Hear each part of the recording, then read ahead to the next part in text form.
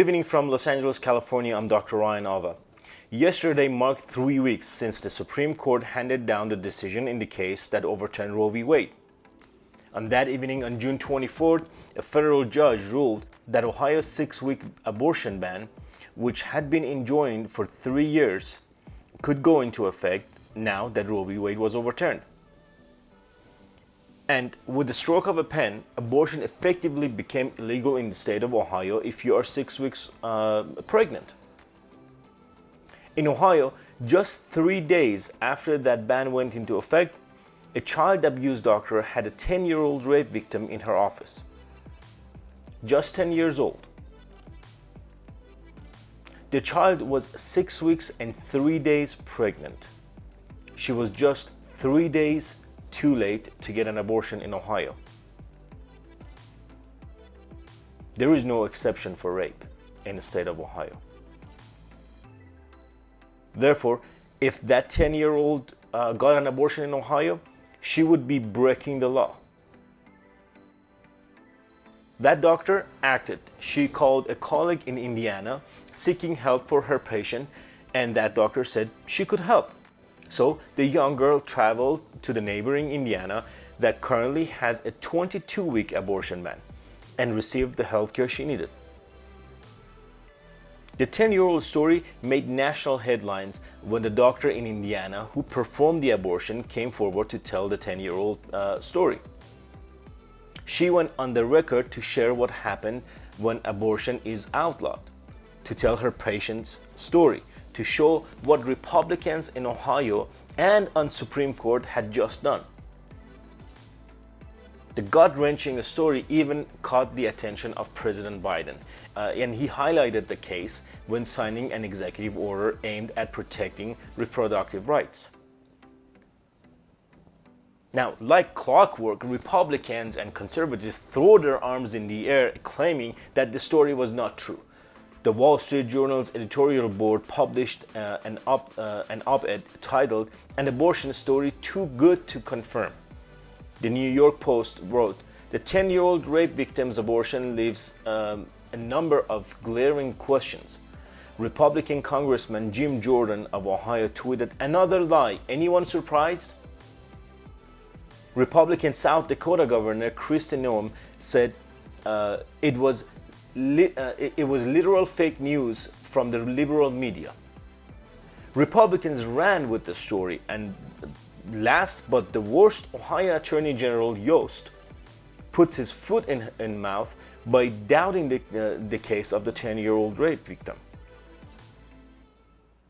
They were obsessed with it, as they declared this is just some made-up liberal talking point. Lo and behold, to Republicans' great surprise, the terrible story turned out to be true. A 27-year-old man confessed to raping the child on at least 2 separate occasions. And he was arrested on Tuesday and charged with rape. But let's take a step back for a second. Even if the story was not true, something just like it is still okay with Republicans. Republicans are okay with things like this.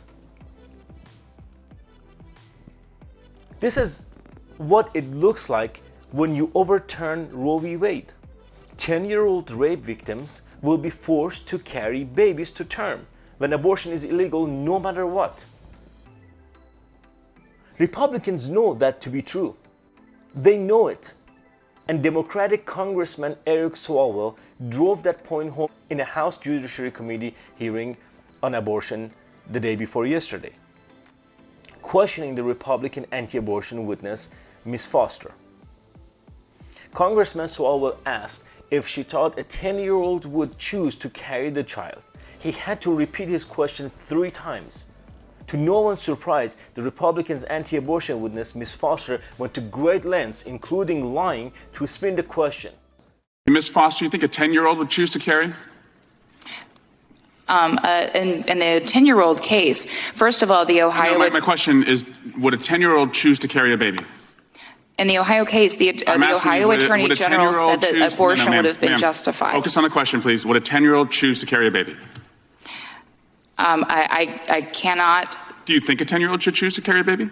I believe it would probably impact her life, and so therefore it would fall under any exception and would not be an abortion.